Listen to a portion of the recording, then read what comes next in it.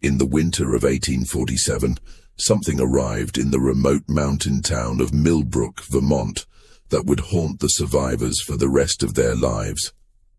They called him Samuel Hawthorne, though that name appears nowhere in any official records from before that terrible February night when he emerged from a blizzard that had claimed 17 lives across Windham County.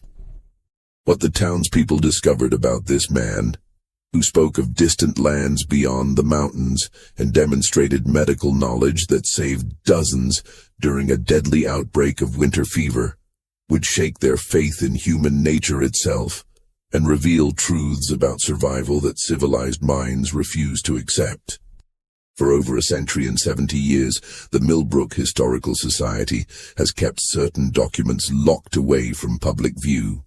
Documents that detail not just who Samuel Hawthorne really was, but what he had done to survive in those frozen peaks, and more terrifyingly, what he continued to do long after his rescue.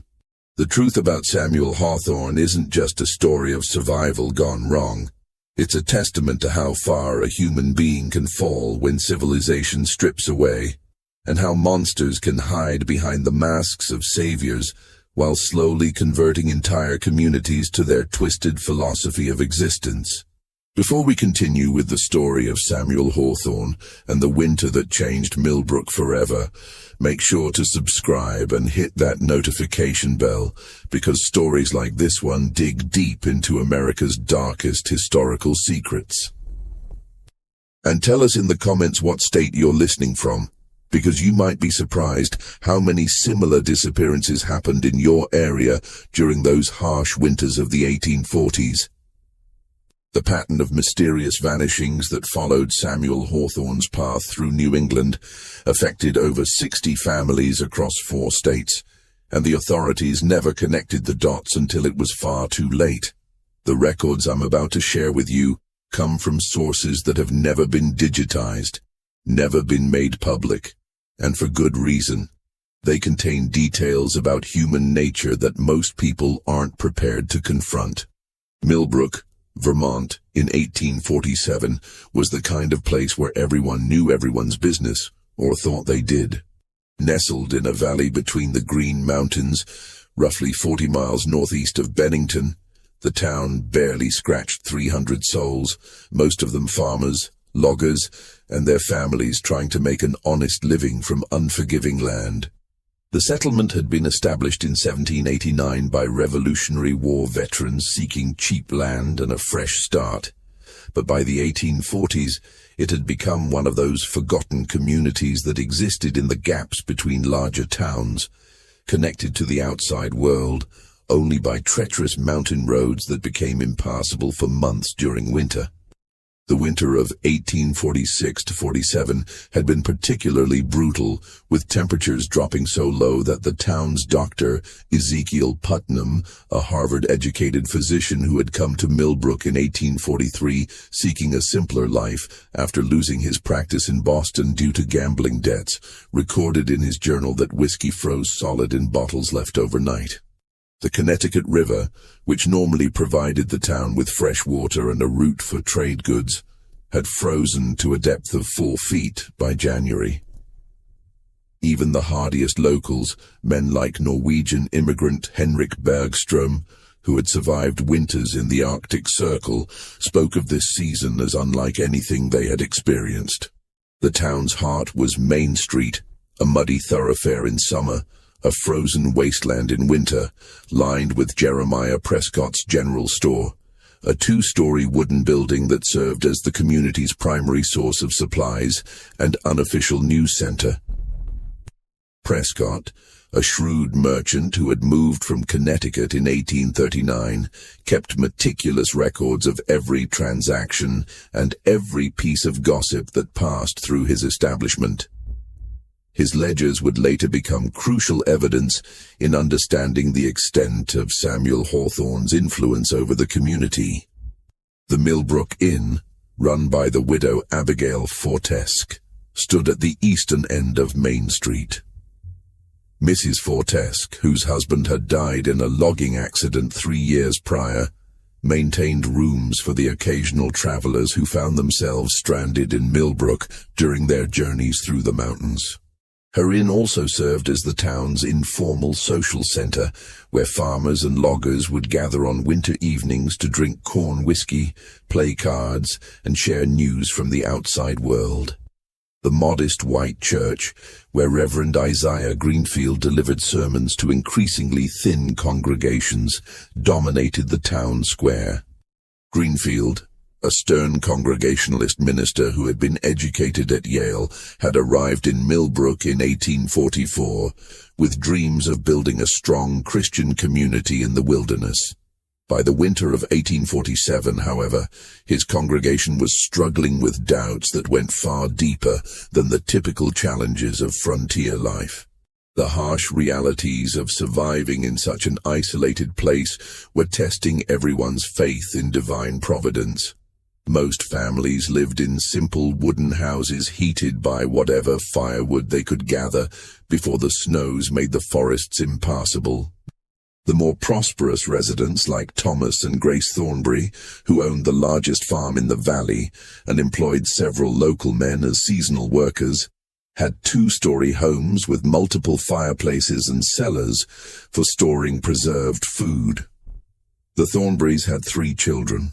Sarah, 12 years old and already helping with household duties. Mary, 8 years old and known for her bright curiosity about everything around her. And young William, just 5 years old and the apple of his mother's eye. By February of 1847, Milbrook was struggling in ways that went beyond the typical hardships of a harsh winter. The community had already lost 5 residents to the cold and disease.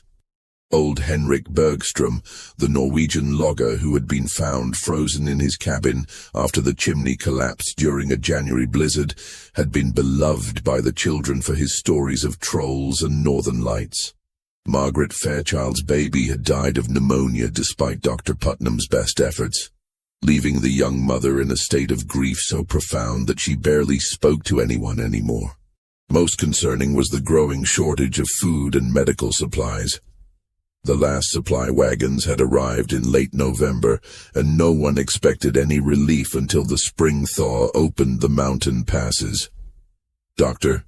Putnam's medical supplies were nearly exhausted. He was down to his last bottles of laudanum and quinine, and his surgical instruments were showing signs of wear that made him increasingly anxious about performing even basic procedures. People were beginning to whisper about the cursed winter that seemed to have settled over their small community like a burial shroud, and some of the older residents spoke in hushed tones about abandoning Milbrook entirely when spring arrived. It was into this desperate, isolated world that Samuel Hawthorne emerged from the storm, carrying with him knowledge and supplies that seemed too good to be true. And as the townspeople would discover, they were.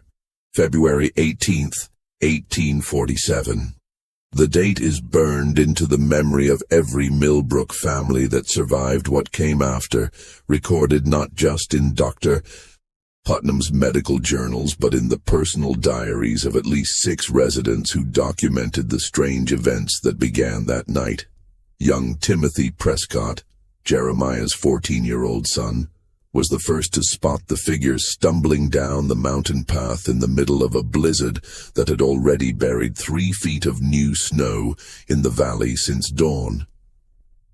The boy had been checking the store's rear windows for ice damage when he saw what looked like a walking corpse silhouetted against the white fury of the storm. Timothy's first instinct was to dismiss the figure as a hallucination brought on by staring too long into the swirling snow. But as he watched, the shape resolved into unmistakably human form. The figure moved with purpose, following the winding path down from the high peaks with a confidence that seemed impossible in such conditions. Most travelers caught in blizzards wandered randomly, becoming increasingly disoriented until they collapsed from exhaustion or exposure. This person walked as if following a map that only he could see. The boy called for his father, and within minutes, half the men in town had gathered at Prescott's store to watch the strangers approach. What they saw defied their understanding of what was possible in such weather. The figure walked upright against winds that were bending trees nearly horizontal. His pace was steady, unhurried, as if he was taking a leisurely stroll through pleasant weather instead of battling conditions that had already killed several travelers that winter. Samuel Hawthorne arrived at death's door, or so it seemed. His clothes were strange, made of materials that folks in Milbrook had never seen before. The outer garment appeared to be a long coat or cloak fashioned from what looked like treated animal hide, but the texture was unlike any leather the local farmers and hunters recognized. It was thick, almost armor-like in appearance, and seemed to repel snow rather than absorb it. Underneath, he wore what appeared to be layered clothing made from a tightly woven fabric that looked almost metallic in certain light. His boots were perhaps the most puzzling aspect of his appearance. They were constructed in a way that left peculiar tracks in the snow, deeper than ordinary boots would make, with a distinctive pattern that included what looked like metal studs or spikes arranged in geometric designs. Dr. Putnam later sketched these tracks in his journal, noting they were unlike any footwear manufactured in New England or any European pattern with which I am familiar. The boots appeared to be designed specifically for traversing difficult terrain in extreme weather, suggesting a level of craftsmanship and specialized knowledge that seemed inconsistent with Hawthorne's claim to come from a simple mountain community. But it was Hawthorne's physical condition that first truly unsettled the townspeople. Despite having allegedly wandered through a killing blizzard for what he claimed were many days and nights of walking through the White Death, he showed none of the signs of severe frostbite that should have claimed his fingers and toes. His cheeks were ruddy with cold, yes, but his extremities were perfectly intact. His movement was fluid and coordinated, and his speech was clear and articulate. Dr. Putnam examined him thoroughly and found this so remarkable that he wrote extensively about it, theorizing that Hawthorne must have had access to shelter and proper supplies far more recently than his story suggested. The man himself was tall and lean, standing well over 6 feet in height, with dark hair that seemed prematurely streaked with white, though he appeared to be no more than 35 years old. His build suggested someone accustomed to physical labor and harsh conditions. His hands were calloused and scarred, his shoulders broad from years of carrying heavy loads, his legs powerful from walking long distances over difficult terrain. But it was his face that people remembered most clearly. His features were sharp and angular, with high cheekbones and a prominent nose that gave him an almost predatory appearance. His skin was weathered but healthy, with none of the pallor or signs of malnutrition that might be expected from someone who had been surviving in the wilderness. Most memorable were his eyes, a pale blue that seemed almost colorless in certain light, like ice over deep water. The way he looked at people made them deeply uncomfortable, as if he was measuring them for something they couldn't understand. Children found him fascinating in the way they might be drawn to a dangerous animal, while adults instinctively felt the need to keep their distance. Several residents later described the unsettling sensation that Hawthorne was cataloging everything he saw, memorizing the layout of their homes, the routines of their families, the relationships and hierarchies within the community. When he spoke, it was in perfect English, but with an accent that no one in Milbrook could place. It wasn't British, despite some similarities in pronunciation. It wasn't German or Scandinavian, though there were hints of those influences. Dr. Putnam, who had traveled extensively before settling in Vermont, described it as an accent that seems to borrow from many sources while belonging to none. Hawthorne's vocabulary was extensive and precise, suggesting formal education. but he occasionally used words or phrases that seemed archaic or simply unfamiliar to his listeners. His story, when he finally told it, was both compelling and deeply unsettling. He claimed to come from beyond the great peaks, from valleys where the sun shines differently and the seasons follow older patterns. When pressed for specifics about this homeland, he would become vague, speaking of "my people" and the homeland across the white fields where the old ways still guide the wise. He described a community that lived in harmony with the harshest aspects of nature, where survival depended not on fighting the wilderness, but on understanding its deeper rhythms and accepting its necessary cruelties. Children found him fascinating, gathering around whenever he spoke to listen to his stories of distant places and strange customs. Adults found him deeply unsettling, but couldn't quite articulate why. There was something about the way he moved, the way he observed everything around him, the way his pale eyes seemed to see through people rather than simply looking at them, that triggered instinctive alarm responses in anyone who spent more than a few minutes in his presence. The most disturbing aspect of Samuel Hawthorne's arrival, however, was what he carried with him. In a leather satchel that never left his side, a bag made from the same strange, weather-resistant material as his clothing, he kept what he called his medicines and tools of survival. The contents of this bag would later become the source of the town's greatest nightmares. But in those first days, desperate as they were for any kind of help, the people of Milbrook welcomed what seemed like divine intervention in their darkest hour.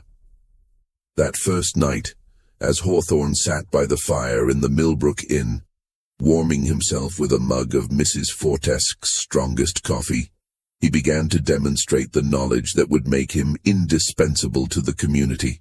When young Sarah Thornberry began coughing violently, a symptom that had been growing worse over the past week and had Dr. Putnam worried about consumption, Hawthorne listened carefully to the sound and immediately diagnosed the problem as a respiratory infection caused by breathing too much smoke from poorly ventilated fireplaces. From his mysterious satchel, he produced a small vial containing a dark liquid that smelled of pine needles and something else, something sweet and organic that no one could identify. He instructed Sarah to take just 3 drops mixed with warm water before bedtime. Within an hour, her coughing had subsided significantly. By morning, she was breathing normally for the first time in weeks. Word of this miraculous cure spread through Milbrook like wildfire, and by the end of Samuel Hawthorne's first full day in town, half the community was lined up outside the inn, hoping for relief from various ailments that had been plaguing them throughout the harsh winter. Within days of his arrival, Samuel Hawthorne had established himself as Milbrook's unofficial second doctor, though his methods were unlike anything the townspeople had ever witnessed. Dr. Putnam, initially skeptical of anyone who claimed medical knowledge without formal training, became grudgingly impressed with the stranger's diagnostic abilities and the effectiveness of his treatments. Hawthorne could diagnose ailments at a glance, identifying conditions that had puzzled Putnam for weeks. He knew exactly which herbs to gather even in the dead of winter, somehow locating medicinal plants buried under feet of snow. And most remarkably, his treatments worked with an efficiency that bordered on the miraculous. When little Sarah Thornberry developed what Dr. Putnam feared was consumption, the same disease that had killed 3 people in Milbrook the previous winter, Hawthorne prepared a strange concoction that involved boiling certain roots with what he claimed was preserved meat from mountain game, prepared according to the old traditions of my people. The process took several hours and required ingredients that Hawthorne produced from various containers in his seemingly bottomless leather satchel. The smell that emanated from his cooking pot was unlike anything the townspeople had encountered. sweet and sickly, with an underlying odor that reminded several residents of the time Henrik Bergstrom's body hadn't been found for nearly a week after his cabin chimney collapsed. Mrs. Fortesque, who prided herself on her knowledge of cooking and preserving foods, couldn't identify any of the scents coming from Hawthorne's preparation. When she asked about his ingredients, he smiled mysteriously and explained that his people had developed these preservation techniques over many generations of surviving in the harshest mountain conditions. The medicine worked. Sarah recovered completely within 3 days, though she complained of vivid nightmares filled with snow and hungry eyes watching her from dark places. She described dreams of walking through endless white landscapes where shadowy figures called to her in languages she didn't understand, promising her warmth and food if she would only join them in their sacred feast. Her mother, Grace Thornbury, was so grateful for her daughter's recovery that she insisted Hawthorne stay in their family's spare room above the kitchen, despite her husband Thomas's reservations about hosting a stranger about whom they knew so little. It was Grace who first noticed Hawthorne's peculiar habits and began to document them in letters to her sister in Albany, letters that were never sent, but which were preserved in the Thornbury family papers and provided crucial evidence for later investigators. Hawthorne never slept more than 2 or 3 hours at a time, and always with one ear listening, as if expecting something to find him. He would wake several times each night and spend long periods sitting motionless by the window, staring out at the snow-covered landscape with an intensity that made Grace deeply uncomfortable. He would disappear for hours during the worst storms, claiming he needed to gather certain plants and materials for his medicines. These expeditions seemed impossible given the weather conditions, winds that made it dangerous for even experienced outdoorsmen to venture far from shelter, temperatures that could kill an unprepared person within hours. Yet Hawthorne would return from these mysterious journeys with his strange boots barely wet and carrying items that shouldn't have been available in the Vermont wilderness during winter. Fresh meat was the most puzzling of his acquisitions. While the local hunters hadn't seen game for weeks and were surviving on preserved stores from the autumn hunting season, Hawthorne regularly returned with what he claimed were rabbits, deer, and other forest animals that he had trapped or hunted during his excursions. The meat looked fresh and was skillfully prepared, cut into precise portions that he claimed were traditional methods learned from his people. But several of the more experienced hunters in town noticed that the cuts didn't look quite right. The bone structure seemed wrong for the animals Hawthorne claimed they came from, and the meat itself had a texture and color that didn't match what they knew of local game. Dr.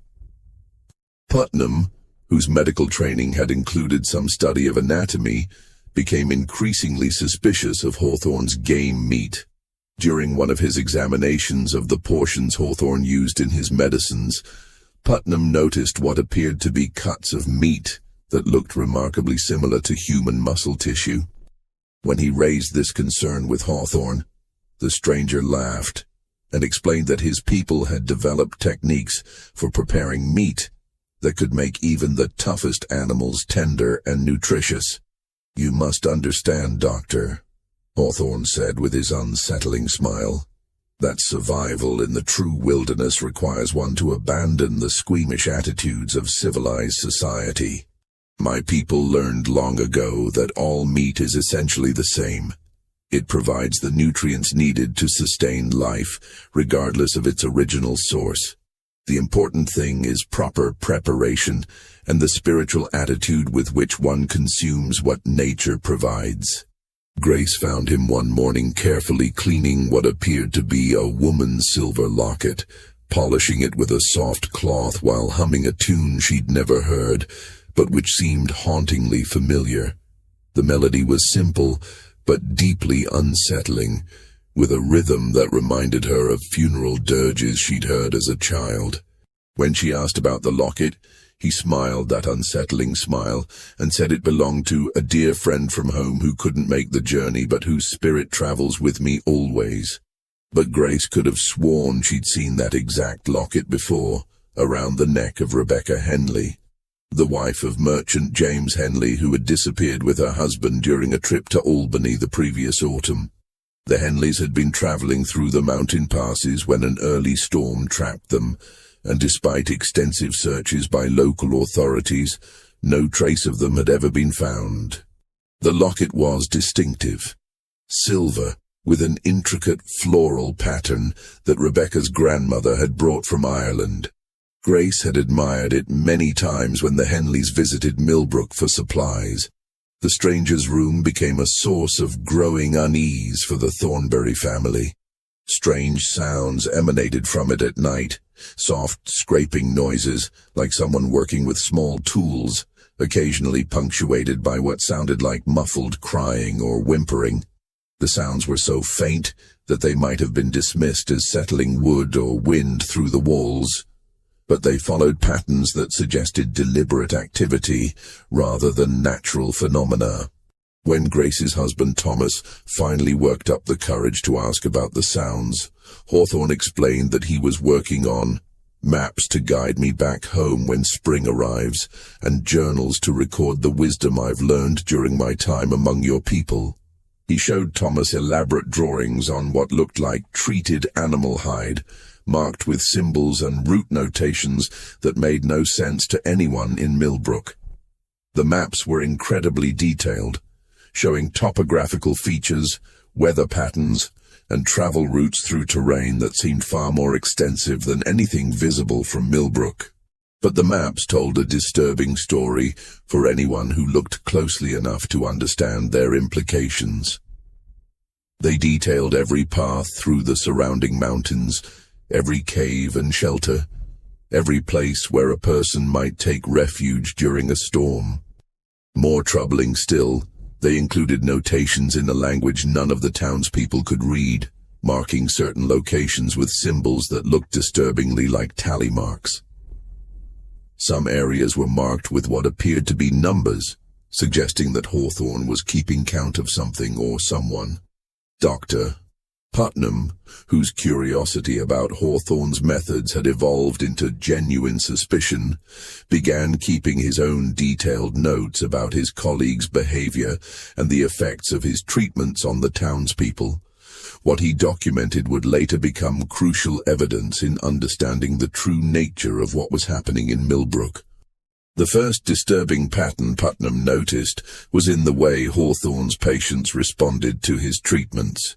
While the immediate effects were invariably positive, symptoms disappeared, strength returned, overall health improved dramatically.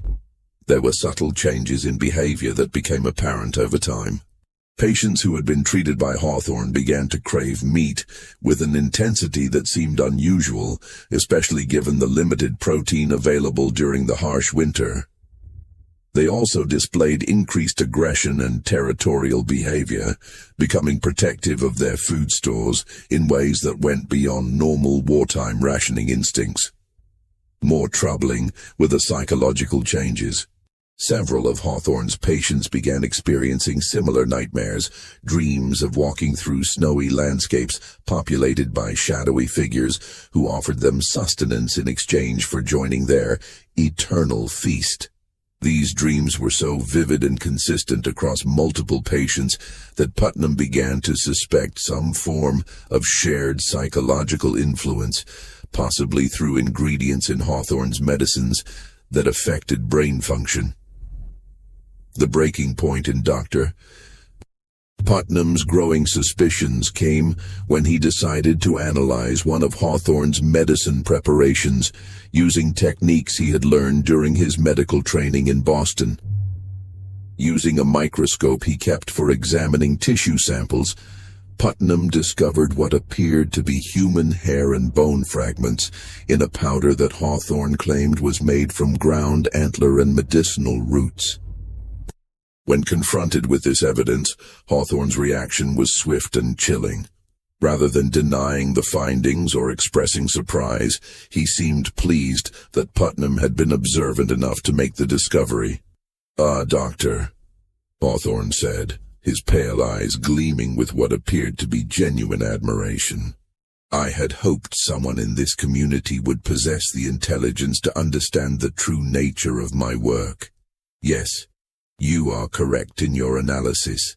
The most effective medicines are those that incorporate elements from the ultimate source of life, human beings themselves." Putnam's blood ran cold as Hawthorne continued his explanation. "In my homeland, we learned long ago that the human body contains within it all the elements necessary to heal and strengthen other human bodies. When prepared properly, according to the sacred traditions passed down through generations of true healers, human tissue becomes the most powerful medicine available. It creates a bond between those who share in its consumption, a communion that goes far deeper than anything your Christian sacraments could achieve." The implications of what Hawthorne was describing hit Putnam like a physical blow. Not only was this man feeding human remains to the townspeople as medicine, but he was doing so as part of a deliberate plan to psychologically condition them to accept cannibalism as normal and even beneficial. The nightmares, the behavioral changes, the craving for meat, all of it was part of a systematic process of breaking down the psychological barriers that prevented civilized people from engaging in the ultimate taboo. As February melted into March, the situation in Milbrook took an increasingly dark and complex turn. Samuel Hawthorne's medical successes continued to mount, but so did the strange incidents and unsettling discoveries surrounding his presence. Dr. Putnam began keeping detailed notes about his mysterious colleague's methods, partly out of medical curiosity, and partly due to growing suspicions that something profoundly disturbing was happening to his community under the guise of healing. Hawthorne's medical kit contained instruments that Dr. Putnam had never seen in any medical textbook or surgical manual. There were scalpels with unusual curved blades, designed for cutting in ways that seemed more suited to butchery than surgery. Small saws with teeth arranged in patterns that suggested they were meant for cutting through bone rather than performing delicate operations, and various bottles containing powders and liquids that gave off odors unlike any known pharmaceutical preparations. When Putnam asked to examine these substances more closely, hoping to understand their composition and perhaps learn new techniques that might benefit his own patients, Hawthorne would deflect with elaborate explanations about family secrets passed down through generations of healers in the old country, and sacred knowledge that loses its power when shared with those who haven't been properly initiated into its mysteries. The breakthrough in understanding Hawthorne's true nature came when young Timothy Prescott, the same boy who'd first spotted the stranger emerging from the blizzard, made a discovery that would change everything the townspeople thought they knew about their mysterious benefactor. While exploring the woods behind the Thornbury house, Timothy found what he first thought was an animal's den, or perhaps a cave-in from an old mine shaft. The opening was partially concealed by fallen logs and accumulated snow, making it nearly invisible unless someone was looking directly at it from the right angle. But as Timothy investigated more closely, clearing away some of the debris to see how deep the depression went, he realized someone had been using the cave-like space as a carefully organized storage site. The opening led to a natural chamber in the hillside that had been expanded and modified to create a sophisticated cache for preserving materials and supplies. The walls were lined with what appeared to be treated animal hides, but the texture and appearance were unlike anything Timothy had seen local hunters produce. Inside this hidden repository, wrapped in the same strange leather-like material as Hawthorne's clothes, were items that made Timothy's blood run cold, and his hands shake as he unwrapped bundle after bundle of evidence, pointing to something far more sinister than anyone in Milbrook had imagined. There were clothes, lots of them. Men's work shirts, women's dresses, children's winter coats, all carefully folded and preserved but damaged in ways that suggested they'd been cut away from their owners, rather than simply discarded or outgrown. Some bore dark stains that Timothy, despite his young age, instinctively recognized as blood. The clothing represented styles and fabrics from different regions and time periods, suggesting that this collection had been assembled over several years from many different sources. More disturbing were the personal items. Wedding rings, pocket watches, women's jewelry, children's toys, family photographs, religious items like crosses and prayer books, and dozens of other small objects that families treasured and would never willingly abandon. Each item was carefully cleaned and organized, as if they were trophies being preserved for some specific purpose. But what truly terrified Timothy was the collection of detailed sketches he found wrapped in oiled cloth to protect them from moisture. They were anatomical drawings, showing the human body in ways that seemed designed for butchery rather than healing. The drawings included careful notations about optimal cutting points for maximum yield, preservation methods for extended storage in winter conditions, and preparation techniques for various forms of consumption. Some sketches showed techniques for breaking down large game animals, deer, elk, bear, with detailed instructions for field dressing and meat preservation.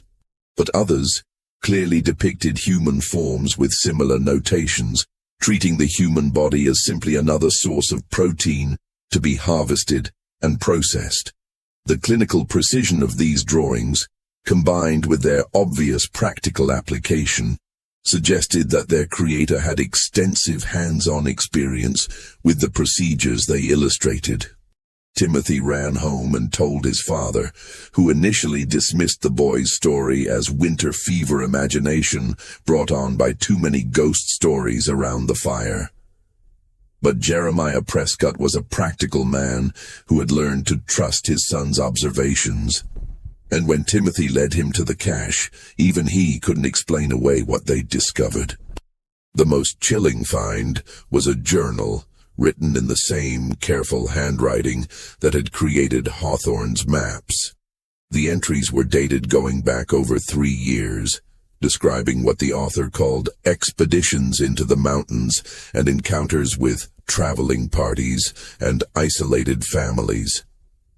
The journal detailed these encounters with clinical precision, describing the author's growing expertise in field preservation of resources and maintaining supplies during extended isolation periods. As Jeremiah read through the entries, a horrifying pattern emerged. The journal described a systematic process of stalking and trapping travelers, particularly families or small groups who were vulnerable to the harsh mountain conditions. The author had developed sophisticated techniques for approaching potential victims under the guise of offering assistance, then isolating them in locations where they could be killed and processed without risk of discovery.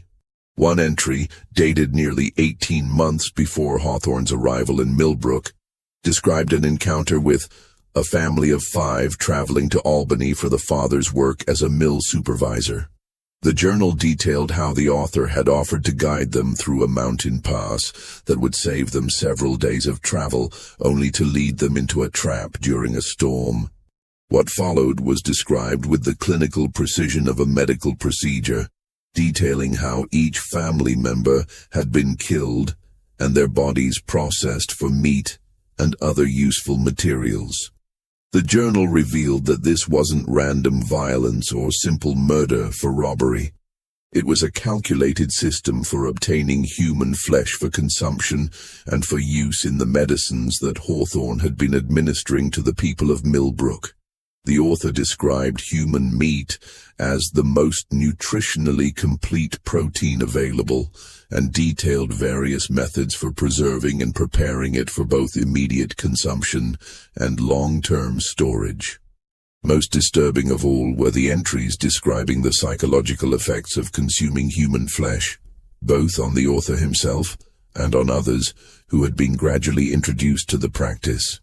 The journal documented a systematic process of breaking down normal human revulsion to cannibalism through gradual conditioning, starting with small amounts mixed into other foods and medicines, then gradually increasing the proportion until the subject was consuming pure human tissue without realizing it. The journal described how this process created psychological changes that made subjects more susceptible to suggestion and more willing to participate in activities they would normally find abhorrent. The author had apparently used this technique to create accomplices in previous communities, turning ordinary people into willing participants in his cannibalistic practices. As Jeremiah finished reading the most recent entries, he realized with growing horror that everything described in the journal was currently being implemented in Milbrook. Hawthorne wasn't just feeding the townspeople human flesh, he was systematically converting them into a community of cannibals who would eventually be willing accomplices in his ongoing campaign of murder and consumption. Armed with this horrifying evidence, Jeremiah Prescott faced an impossible decision that would haunt him for the rest of his life. The man who had saved his neighbors' lives, who had pulled Milbrook back from the brink of disaster during the worst winter in living memory, was apparently something far more monstrous than anyone had imagined. But how do you accuse your town's savior of being a serial killer and cannibal? Especially when people were still recovering from the illnesses he'd cured, and when his treatments continued to keep the community healthy, despite the ongoing harsh conditions. The evidence was overwhelming, but Prescott realized that simply presenting the journal and sketches to the townspeople might not be enough to convince them. Hawthorne had built up enormous goodwill and trust in the community. People saw him as a miracle worker, a man sent by Providence to save them in their darkest hour. They might dismiss the evidence as fabricated or misinterpreted, especially if Hawthorne offered convincing alternative explanations. Prescott decided to confide first in Dr. Putnam, hoping the educated man might help him understand what they were dealing with and develop a strategy for exposing Hawthorne without causing panic or allowing him to escape before he could be brought to justice. Putnam's reaction was immediate and visceral. He'd been harboring his own suspicions about Hawthorne's methods for weeks, and Prescott's discovery confirmed his worst fears about the true nature of the medicines that had been so remarkably effective in treating the townspeople's ailments. Together, they began a more systematic investigation of Hawthorne's activities and influence in the community. Putnam started asking Hawthorne more pointed questions about his medical training, pressing for specific details about where he'd learned his techniques and what medical authorities had validated his methods. Hawthorne's answers were always vague, filled with references to master healers in distant lands and ancient knowledge passed down through sacred traditions that outsiders couldn't understand without proper spiritual preparation. When Putnam suggested they work together to document Hawthorne's techniques for the benefit of other doctors and medical researchers, potentially publishing their findings in medical journals that could spread these beneficial treatments to communities throughout New England, the stranger became visibly agitated. He insisted that his methods were not meant for outside eyes, and that sharing them with those who hadn't been properly initiated into their deeper meanings would strip them of their healing power and potentially cause great harm. Meanwhile, Prescott quietly began researching the disappearances that had occurred in the region over the past several years, using his connections with merchants and suppliers who traveled the mountain roads to gather information about missing persons and unsolved crimes. What he discovered painted a terrifying pattern that stretched far beyond anything he had initially suspected. Families traveling through the mountain passes had vanished with alarming frequency over the past 4 years. Hunting parties had failed to return from expeditions that should have been routine. Lone travelers had simply disappeared into the wilderness, leaving behind only occasionally abandoned wagons or campsites that looked as if they'd been hastily vacated. In each case, the disappearances had occurred during winter months when harsh weather made extensive searches impossible and when bodies might not be discovered until spring thaw, if ever. The most chilling discovery came when Prescott found records of similar incidents stretching back over 7 years, following a trail that seemed to move systematically through different regions of Vermont, New Hampshire, and western Massachusetts. Each area would experience a period of mysterious disappearances lasting 2 to 3 years, followed by reports of helpful strangers who appeared during times of crisis. Someone with medical knowledge and survival skills that seemed almost too convenient to be coincidental. In the mountain town of Grafton, Vermont, in 1844, a mysterious healer named Samuel Hawthorne had appeared during a diphtheria outbreak, saving dozens of lives before disappearing in spring, along with several families who had supposedly decided to seek better opportunities elsewhere. In North Conway, New Hampshire, during the harsh winter of 1845, a man calling himself Samuel Blackthorne had provided crucial assistance during a food shortage, only to vanish when investigators began asking questions about his background and methods. The pattern was identical in each location: arrival during a crisis, establishment of trust through effective medical treatment, gradual introduction of strange practices and medicines, and eventually either the conversion of the entire community to his twisted philosophy, or the elimination of witnesses followed by relocation to a new hunting ground. Dr. Putnam made his own disturbing discovery while conducting a more thorough examination of some of Hawthorne's preserved medicines. Using chemical tests he had learned during his medical training, Putnam confirmed his worst suspicions about the true composition of these miraculous treatments. The medicines contained not just human tissue, but tissue from multiple individuals, suggesting that Hawthorne had access to a large supply of human remains that he was systematically processing for various purposes. More horrifying still was Putnam's realization that the medicines were designed to be psychologically addictive. Chemical analysis revealed compounds that affected brain function in ways that made patients crave continued treatment, while simultaneously making them more susceptible to psychological manipulation. The miraculous recoveries weren't just the result of effective medicine. They were the product of a sophisticated system of chemical conditioning that made patients dependent on their healer, while gradually breaking down their moral resistance to increasingly disturbing practices. When Dr. Putnam attempted to confront Hawthorne about these findings, the man's reaction was swift and terrifying in its casual honesty. Rather than denying the accusations or expressing outrage at the implications, Hawthorne seemed almost relieved that someone had finally understood the sophistication of his work. "You don't understand the necessities of true survival, Doctor," Hawthorne said, his pale eyes taking on a predatory gleam that made Putnam's blood run cold. "In the places I've been, in the situations I've faced, one learns that the boundaries between medicine and other necessities become meaningless when survival is at stake. The human body provides what the human body needs, if one has the knowledge and the will to use it properly." Hawthorne continued his explanation with the calm precision of a professor delivering a lecture to interested students. "Your civilized society has created artificial taboos around the most natural and efficient forms of sustenance. My people learned long ago that these taboos are luxury attitudes that only the weak and well-fed can afford to maintain.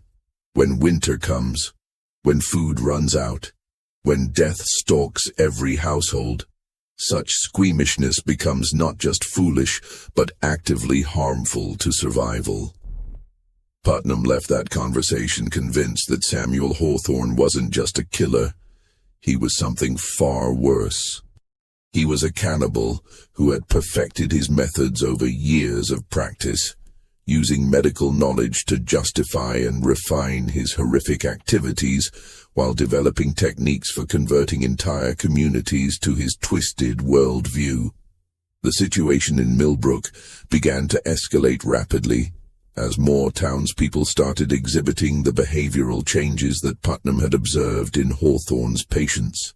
The craving for meat became more pronounced, with several families reporting that their members would wake in the middle of the night to consume whatever protein they could find, often eating it raw. Children began playing increasingly violent games that involved detailed discussions of butchering and food preparation. Adults started hoarding personal items from deceased community members, claiming they were keeping their spirits close, but displaying possessive behaviors that seemed more predatory than sentimental. Most disturbing was the way the townspeople began to regard outsiders and potential visitors with suspicious calculation. When a lost traveler stumbled into Milbrook during a March snowstorm, several residents gathered to observe the stranger, with expressions that Dr. Putnam described in his journal as the look of hungry wolves evaluating potential prey. The breaking point came when Grace Thornbury's youngest daughter, Mary, began experiencing symptoms that made it clear just how far Hawthorne's influence had spread through the community. The 8-year-old child developed an insatiable hunger for meat, specifically raw meat, and began having vivid nightmares about the hungry people in the snow, who wanted to share their feast with her and teach her the old ways of eating. Grace found Mary in the cellar at midnight, gnawing on a raw piece of salted pork with an expression of pure animal hunger, her small hands and face smeared with blood and grease. When her mother tried to take the meat away, Mary growled, actually growled like a wild animal, and bared her teeth as if preparing to bite anyone who came between her and her food. The child's eyes held the same pale, predatory gleam they'd all learned to recognize in Samuel Hawthorne. And when she spoke, her voice carried the same unsettling cadence and vocabulary that marked all of Hawthorne's converts. "The teacher says we must learn to eat what the mountain provides," Mary said, licking her bloody fingers with obvious pleasure. "He says the old people were wrong to waste so much good food just because it came from 2 legs instead of 4. He says when we learn the right way to eat, we'll never be hungry again, and we'll never have to fear the winter." Grace realized with dawning horror that her daughter had been systematically conditioned to accept cannibalism as not just acceptable, but desirable, and that this conditioning was happening throughout the community under the guise of medical treatment and survival education. That same night, Thomas Thornbury discovered Samuel Hawthorne in the family's barn, working by candlelight over what appeared to be a large piece of meat spread across the workbench used for processing their livestock. But as Thomas looked more closely, he realized with sick certainty that what Hawthorne was cutting and preparing wasn't any animal that belonged to the Thornbury farm. The meat was pale and fine-textured, with bone structure that was unmistakably human. Hawthorne was working with practiced efficiency, his strange surgical tools gleaming in the candlelight as he separated different cuts and wrapped them in treated cloth for preservation. Around him were arranged various containers holding what appeared to be organs and other body parts, all carefully labeled with symbols that matched those in his mysterious journal. When Hawthorne noticed Thomas watching him, he didn't show any sign of shame or alarm. Instead, he smiled that unsettling smile and gestured for Thomas to come closer, as if inviting him to observe a fascinating demonstration of useful skills. "Ah, Thomas," Hawthorne said in his calm, measured voice. "Perfect timing. I was hoping someone in the family would eventually take interest in learning these techniques. Your children are showing such remarkable progress in accepting the new ways. It would be beneficial for you to understand the practical aspects of what we're doing here." Thomas stood frozen in the doorway, his mind struggling to process what he was seeing and hearing. Hawthorne continued his work while explaining his methods with the casual tone of someone discussing ordinary farm chores. "This came from the traveler who passed through last week," Hawthorne said, indicating the meat he was processing. "Poor fellow was already dying from exposure when I found him in the woods. Rather than let such valuable resources go to waste, I've been preserving what can be used for the community's benefit. The medicine I prepared for your daughter Mary included portions of this tissue. That's why her recovery from winter sickness was so remarkably complete." The implications of what Hawthorne was saying hit Thomas like a physical blow. Not only was this man processing human corpses for food and medicine, but he had been feeding human flesh to Thomas's own children under the guise of medical treatment. "You're feeding my family, human beings," Thomas whispered, his voice barely audible. "I'm feeding your family the most nutritious and spiritually powerful sustenance available," Hawthorne corrected calmly. "In my homeland, we understand that the consumption of human flesh creates bonds between people that go far deeper than ordinary social relationships.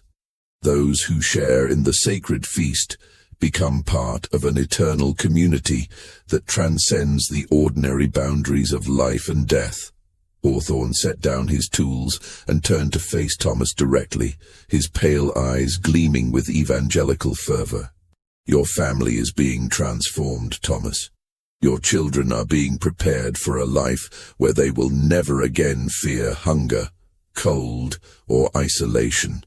They are learning to see the world as it truly is, a place where the strong survive by consuming the weak, where waste is the only sin, and where every death provides the opportunity for continued life." Just when we thought we'd seen it all, the horror in Milbrook intensifies beyond anything the townspeople could have imagined. If this story is giving you chills, share this video with a friend who loves dark mysteries, hit that like button to support our content, and don't forget to subscribe to never miss stories like this. Let's discover together what happens next. Because what Thomas Thornbury witnessed in his barn was only the beginning of Samuel Hawthorne's final revelation. The confrontation that would determine Milbrook's fate came on March 15, 1847, during what would later be remembered as the bloodiest night in the town's history. Dr. Putnam and Jeremiah Prescott had spent the previous day gathering evidence and allies, finally convincing Reverend Greenfield and several other town leaders that Samuel Hawthorne posed a mortal threat to their community. The decision to act had been forced by increasingly desperate circumstances. More townspeople were exhibiting signs of psychological conditioning. Children were disappearing for hours at a time and returning with blood on their clothes and secretive expressions, and several families reported finding human remains hidden in their cellars and barns. The plan was to arrest Hawthorne quietly and search his belongings for evidence that could be presented to federal authorities. But Hawthorne had been watching the community's leaders just as carefully as they had been watching him. When the group of 6 men, Dr. Putnam, Jeremiah Prescott, Reverend Greenfield, Thomas Thornbury, innkeeper Joshua Fortescue, Abigail's brother-in-law who had arrived from Bennington the week before, and town constable Marcus Hartwell, approached the Thornbury house that evening, they found the scene transformed into something from their worst nightmares. The house was eerily quiet, but candlelight flickered from every window, creating dancing shadows that seemed to move with deliberate purpose.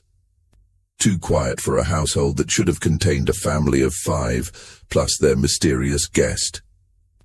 The silence was broken only by a low, rhythmic sound that none of them could immediately identify, something between singing and chanting, with a cadence that seemed to match the beating of a human heart.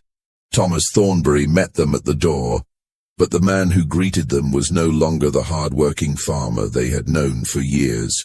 Something was wrong with his eyes. They held the same vacant, predatory expression they'd learned to recognize in all of Hawthorne's most devoted followers, but intensified to a degree that made him seem barely human. His movements were fluid and coordinated, like a predator stalking prey, and his smile revealed teeth that seemed somehow sharper than they should have been. Behind him, Grace Thornbury stood motionless in the hallway, her hands stained with what looked like blood, her once neat dress torn and stained with substances that the men didn't want to identify. Her hair hung loose around her shoulders, and her face wore an expression of beatific calm that was somehow more terrifying than outright madness would have been. "Samuel has been teaching us about true survival," Thomas said in a voice that didn't quite sound like his own. The words carried Hawthorne's distinctive accent and cadence, as if Thomas was reciting lessons he had memorized, about the communion that binds communities together in the deepest winter, and the sacred responsibilities that come with understanding the real nature of sustenance. "Would you like to learn?" Dr. Putnam pushed past Thomas, his medical training overriding his fear as he tried to understand what had happened to the Thornbury family. What he found inside the house was a scene that would haunt him for the rest of his life. A nightmare that combined religious ritual with butchery in ways that challenged his understanding of what human beings were capable of becoming. The furniture had been rearranged to create what looked like a primitive altar in the center of the main room. The Thornburys' dining table had been moved to serve as the focal point, surrounded by chairs arranged in a perfect circle. Around this makeshift altar, the remaining members of the Thornbury family sat motionless. Grace, 12-year-old Sarah, 8-year-old Mary, and 5-year-old William, along with several neighbors who had supposedly gone home hours earlier, but who now sat with the same empty, predatory expressions worn by Thomas and Grace. In the center of the circle, Samuel Hawthorne knelt beside the dining table, which had been covered with a white cloth that was now soaked with dark stains. On it lay what Dr. Putnam initially thought was a large piece of butchered livestock, but as his eyes adjusted to the candlelight, he realized with sick certainty that the remains were human. The body had been systematically dismembered with surgical precision, different cuts separated and arranged as if for some grotesque feast. Around the table were arranged various containers, holding what appeared to be organs and other body parts, all carefully prepared and labeled with the same symbols that had appeared in Hawthorne's journal. The clinical precision of the butchery, combined with the ritualistic arrangement of the scene, suggested that this wasn't random violence, but part of a carefully planned ceremony. "Ah, Doctor," Hawthorne said without looking up from his work, his voice carrying the same calm, measured tone he had always used when discussing medical procedures. "Perfect timing. We were just conducting the final stage of young Mary's initiation into the deeper mysteries of survival. You see, the theoretical knowledge can only take one so far. True understanding requires direct participation in the sacred feast." Hawthorne stood slowly, his surgical tools gleaming in the candlelight like implements of some ancient religious ceremony. "The families that disappeared in the mountains didn't die of cold or starvation, Doctor. They became part of something much larger and more meaningful. They contributed to the survival of someone who could use their resources more efficiently than they ever could have managed on their own." Dr. Putnam realized with growing horror that everyone in the room was staring at him and his companions with barely controlled hunger, their eyes tracking every movement with the focused attention of predators evaluating potential prey. Whatever Hawthorne had been feeding these people, whatever psychological conditioning he had been implementing through his medicines and teachings, had transformed them at a fundamental level that went far beyond simple mental influence. "You've been drugging them," Putnam whispered, his voice barely audible in the candle-lit room. "Conditioning them chemically and psychologically to accept necessity," Hawthorne interrupted, his voice taking on the fervent tone of a preacher delivering a sermon to devoted followers. "To embrace the truth that your civilized society has spent centuries trying to deny. That survival requires the strong to consume the weak, that waste is the greatest sin, and that the human body provides the most perfect sustenance for human life." Hawthorne gestured toward the arranged body parts with obvious pride in his work. "In my homeland, which exists wherever winter is coldest and resources are scarcest, we learned that human fellowship requires sacrifice. The many sustain the few who are capable of leading them through the darkest times. These people have been transformed from weak, fearful creatures into something stronger, more unified, more capable of surviving whatever this harsh world can inflict upon them." Reverend Greenfield, who had remained silent until that moment, suddenly found his voice as the full horror of what he was witnessing penetrated his shock. "You're talking about cannibalism, about murder, about turning these people into monsters like yourself, abandoning every principle that separates human beings from wild beasts." Hawthorne's laugh was the most chilling sound any of them had ever heard. Not the laugh of a madman, but the genuinely amused response of someone who found their ignorance more pitiable than offensive. "Monsters, Reverend? Look around you carefully. These people are healthier than they've been all winter. Their children are growing strong and learning skills that will serve them for life.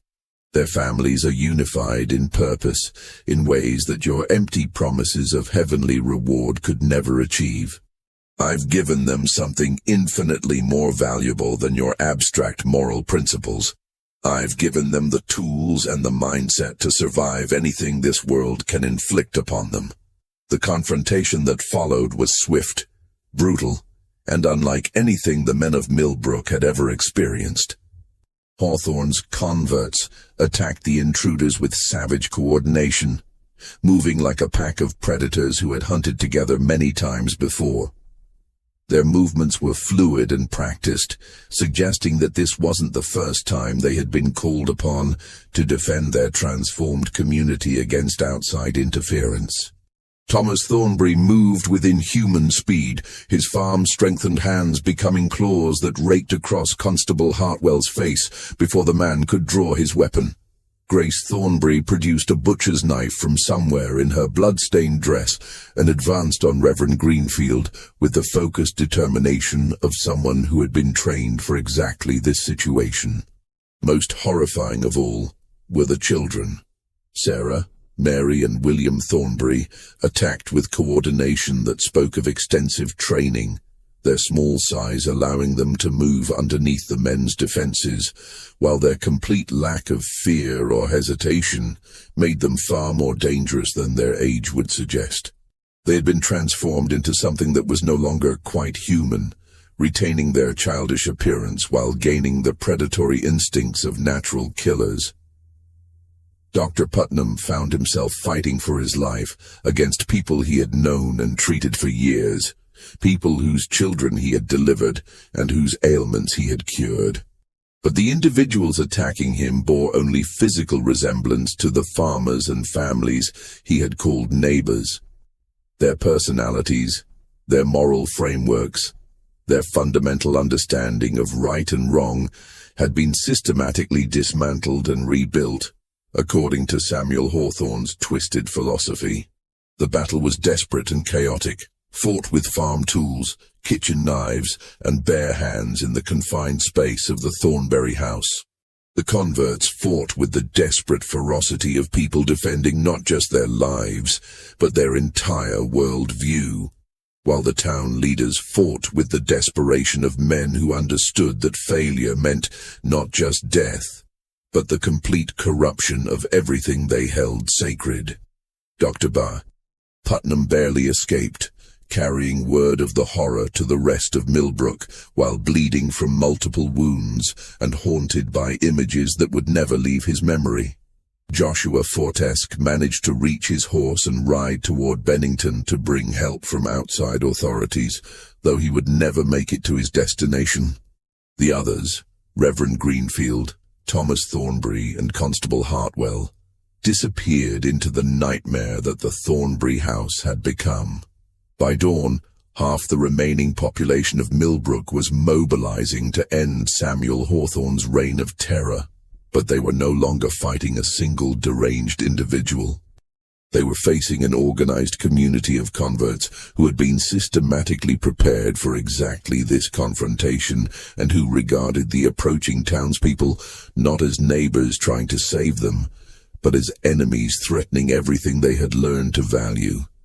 The siege of the Thornbury house lasted 3 days and nights, becoming a nightmare of urban warfare fought between former neighbors who no longer recognized each other as human beings. The unconverted townspeople, led by Dr. Putnam and the few other community leaders who had escaped Hawthorne's initial trap, found themselves fighting not just for their lives, but for the soul of their community, against people they had known and trusted for years.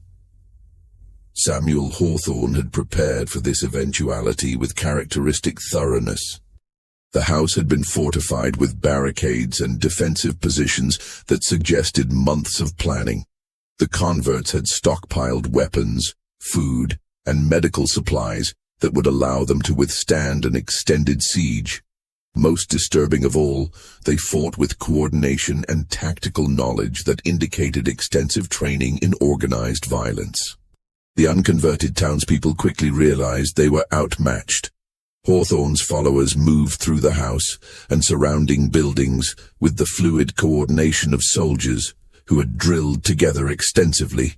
They used the terrain to their advantage, employing ambush tactics and psychological warfare that broke down the attackers' morale as much as their numbers. But perhaps the most effective weapon in Hawthorne's arsenal was the converts themselves. Seeing their former neighbors, friends, and family members transformed into predatory creatures willing to kill and cannibalize anyone who opposed them had a devastating psychological effect on the attacking townspeople. Many simply couldn't bring themselves to use lethal force against people they had known since childhood, even when those people were trying to kill them. Dr. Putnam documented the siege in journal entries that provide the most detailed account of what experts now consider one of the most successful examples of mass psychological conversion in American history. His writings describe the heartbreaking moments when fathers found themselves fighting their own children, when wives faced husbands across barricades, when the fundamental bonds of community and family were revealed to be far more fragile than anyone had imagined. On the morning of the third day, the siege ended not with victory for either side, but with the complete disappearance of Samuel Hawthorne and his most devoted followers. When the exhausted townspeople finally broke through the house's defenses, they found it empty except for evidence of hasty preparation for departure. Hawthorne and his converts had vanished into the mountains, taking with them supplies, weapons, and preserved food that would allow them to survive indefinitely in the wilderness. The aftermath of Samuel Hawthorne's departure left Milbrook a broken community that would never recover from what it had experienced. Of the 43 people who had fallen under his influence to varying degrees, only 12 were ever seen again. They trickled back to town over the following weeks and months, hollow-eyed and refusing to speak about what they had experienced in the mountains with their former teacher. Most of these survivors left Milbrook within a year, unable to bear the memories or the suspicious looks of their former neighbors, who could never be entirely certain that the conversion process had been reversed. Some moved to distant cities, where they could start over with new identities. Others simply disappeared into the American frontier, perhaps seeking communities where their changed perspectives and unusual skills would be less conspicuous.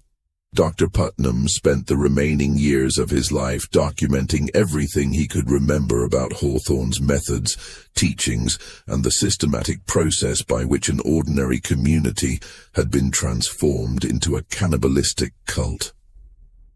His journals, preserved in the Vermont Historical Society's restricted archives, provide the most detailed account of what experts now believe was one of America's first recorded cases of mass psychological conditioning used to override fundamental moral taboos. The physical evidence was damning enough. When spring arrived and the snows melted, search parties found multiple cache sites throughout the mountains, containing preserved human remains and personal effects from dozens of missing persons spanning several years. The scale of Hawthorne's activities became clear. He had been operating throughout New England for at least a decade, preying on travelers and isolated families while perfecting his methods of psychological manipulation and human preservation. The cache sites revealed the sophisticated nature of Hawthorne's operation. He had established permanent supply depots throughout the mountain wilderness, each containing equipment for butchering, preserving, and storing human flesh, along with chemical supplies for producing the medicines he used to condition his victims. The organization and scale of these installations suggested that Hawthorne was not working alone, but was part of a larger network of individuals engaged in similar activities throughout the northeastern wilderness. But perhaps the most disturbing discovery came in late April, when a hunter found what appeared to be a permanent settlement deep in the mountains, far from any established trails or settlements. The site included sophisticated food preservation equipment, medical instruments of unusual design, workshops for producing the strange tools and clothing that Hawthorne had carried, and detailed journals documenting his experiments in what he called survival psychology. These journals revealed that his activities in Milbrook weren't random predation or even simple cannibalism driven by hunger or madness. They were part of a carefully planned and methodically executed experiment in creating self-sustaining communities based on what Hawthorne described as post-civilizational survival protocols. His ultimate goal was apparently to develop techniques for maintaining human communities during extended periods of societal collapse, using methods that abandoned conventional moral constraints in favor of pure survival efficiency. The journals described similar experiments conducted in other isolated communities throughout New England over a period of nearly 15 years, each following the same basic pattern: infiltration during times of crisis, establishment of trust through genuine medical assistance, gradual introduction of unconventional survival practices, systematic psychological conditioning to overcome moral resistance, and finally either complete conversion of the community or elimination of witnesses, followed by relocation to a new testing ground. Most chilling of all were the detailed entries describing Hawthorne's long-term plans for expanding his operations. He had identified dozens of vulnerable communities throughout the northeastern mountains and had developed comprehensive strategies for infiltrating and converting each one. His ultimate vision appeared to be the creation of a network of cannibalistic communities that could support each other through the harshest winters and most severe societal disruptions, gradually spreading his philosophy throughout the isolated regions of New England and eventually beyond. The journals also revealed that Hawthorne was not the architect of this system, but rather a field operative, working for what appeared to be a larger organization dedicated to developing and testing survival strategies for anticipated societal collapse. References to the council and the directors suggested that his work was being monitored and guided by individuals with extensive resources and long-term planning capabilities. Samuel Hawthorne himself was never captured, despite extensive searches by local authorities, federal marshals, and military units deployed specifically to hunt down what officials privately referred to as the Milbrook incident. No trace of him was found after his departure from the town, leading to widespread speculation about his fate and whereabouts. Some investigators theorized that he had died in the wilderness, unable to survive without the support structure he had built in Milbrook. Others believed he had simply moved on to a new region, ready to begin his horrific work again in a place where no one would recognize his methods or connect him to previous incidents. The truth may be more disturbing than either theory suggests. In 1851, just 4 years after the Milbrook incident, reports began surfacing from isolated communities in northern Maine of a helpful stranger who appeared during harsh winters, offering medical assistance and survival advice to struggling families. In 1854, similar reports came from remote areas of New Hampshire, describing a man with pale eyes and medical knowledge who seemed to understand exactly what people needed to hear during their darkest moments. Each incident followed the same pattern that had devastated Milbrook.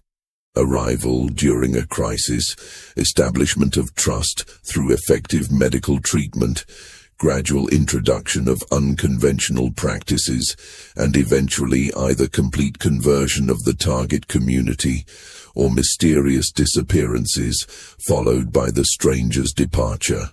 The last confirmed sighting of someone matching Hawthorne's description came in 1859, in a mining camp in northern Michigan, where desperate conditions during an unusually brutal winter had left the miners vulnerable to anyone offering hope and assistance. Witnesses described a man with pale eyes and prematurely white-streaked hair who claimed to come from distant lands beyond the great forests, where the old ways of survival are still honored. He stayed for 3 months, helping the miners survive conditions that had already killed several of their number. His medicines were remarkably effective. His advice about food preservation and rationing kept the camp supplied through the worst of the winter, and his leadership helped maintain morale during weeks when the temperature never rose above 0. When spring arrived and the mining company's supply wagons finally reached the camp, Hawthorne had vanished, taking with him 12 members of the mining community who were never seen again. The mining company's records, discovered decades later during research into industrial accidents of the 1850s, included disturbing details about the condition of the camp when the supply wagons arrived.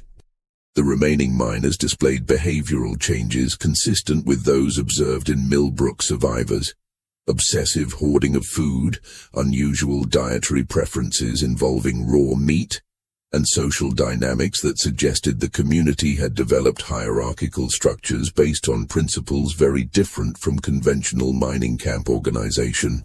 Dr. Putnam's final journal entry, written shortly before his death from pneumonia in 1863, contained a warning that has haunted researchers and law enforcement officials for over a century. The man we knew as Samuel Hawthorne understood something about human nature that civilized people prefer to ignore. That under the right conditions, with the proper techniques and sufficient patience, anyone can be convinced that the unthinkable is not only acceptable, but necessary for survival. He didn't create monsters from ordinary people. He revealed the monsters that already existed within them, waiting for permission to emerge. Putnam's warning proved prophetic in ways he couldn't have anticipated. The American Civil War, which began just 14 years after the Milbrook incident, provided numerous examples of ordinary citizens committing atrocities that would have been unthinkable under normal circumstances. The industrial disasters and social upheavals of the late 19th century repeatedly demonstrated how quickly civilized communities could descend into savage competition for resources when survival became the primary concern. Modern psychological research has confirmed many of Dr. Putnam's observations about the techniques Samuel Hawthorne used to convert an entire community to his twisted worldview. Studies of cult indoctrination, military conditioning, and survival psychology have identified the same basic principles that Hawthorne applied with such devastating effectiveness. Gradual introduction of extreme concepts, creation of dependency relationships, isolation from alternative viewpoints, and systematic breaking down of moral boundaries through incremental steps that each seem reasonable in context. This mystery shows us that the greatest horrors in human history often come not from supernatural forces or random violence, but from the systematic exploitation of human psychology by individuals who understand how to manipulate our deepest instincts and most fundamental needs. The story of Samuel Hawthorne reminds us that civilization is far more fragile than we like to believe, and that the line between healer and destroyer, between teacher and corrupter, can disappear entirely when survival becomes the only virtue that matters. What do you think of this story? Do you believe everything was revealed? Or could there be more to Samuel Hawthorne's true identity and the organization he apparently served? Leave your comment below and share your theories about what really drove this man to such extremes, and whether his network of survival communities might still exist in remote areas of our country. If you enjoyed this dark tale from America's hidden history and want more stories like this, subscribe, hit the notification bell, and share with someone who loves historical mysteries that make you question how much we really know about the people around us. See you in the next video, where we'll explore another chapter from the shadows of American history that authorities tried to bury forever.